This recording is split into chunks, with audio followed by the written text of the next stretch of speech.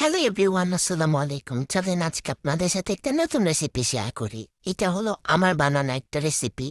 জানি না এটা কে কে ট্রাই করছেন। আমি একটু ট্রাই করে দেখলাম। আসলে কালকে তো রাত্রে আমার ৩টার সময় বানাতে ইচ্ছা করছিল, তো তখন বানাই খাইছি। তো এটা আজকে আবার আমি বানাইছি।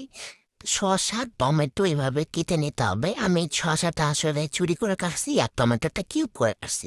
সবগুলা যদি এমনি কিউব করে কাটা হয় তাহলে বেশি সুন্দর লাগবে দেখতে। আপনারা ট্রাই করবেন সবগুলো সেম ভাবে কাটতে। আমার এভাবে কাটতে হাত টাত কেটে গেছিল। যাই হোক, আমি খুব একটা ভালো এমনি চাকু টাকু চালাইতে পারি না। পেঁয়াজ ছিল আগে থেকে কাটা, তো পেঁয়াজটা মমনে দিয়ে দিছি। যাদের হাত যাবে তারা এভাবে কেচি মরিচ কেটে নেবেন, তাহলে আর হাত জ্বলবে না। তারপর এখানে ধনিয়া পাতা দিতেছিলাম। ধনিয়া পাতা দিলে আরও সবকিছুতে স্বাদ অনেক বেশি হয়, আমার মনে হয় আর কি। আমি ধনিয়া পাতা খুব পছন্দ করি। তারপরে সব থেকে ইম্পর্ট্যান্ট জিনিস যেটা হলো চানাচুর। চানাচুর দিতে হবে, তারপর লেবুটা ভালোভাবে চিপাই দিতে হবে। আমি সবগুলো রসে দিতেছিলাম, আসলে নষ্ট করতে মন চায় না, টাকা দিয়ে কিনছি তো। তারপরে এখানে লবণ দিছি। তারপর এখানে ধনিয়া গুঁড়া জিরা গুঁড়া দিছি। এরপরে একটু সরিষার তেল দিতে হবে। ভূমিকম্প শুরু হয়ে গেছিল আসলে আমার কন্যার সাথে।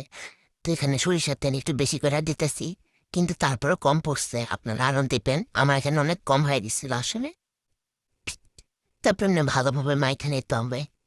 অনেকক্ষণ ধরে মাখছি, ঠান্ডার মধ্যে হাত টান ভিজায় মাখতে খুব কষ্ট হয়েছে।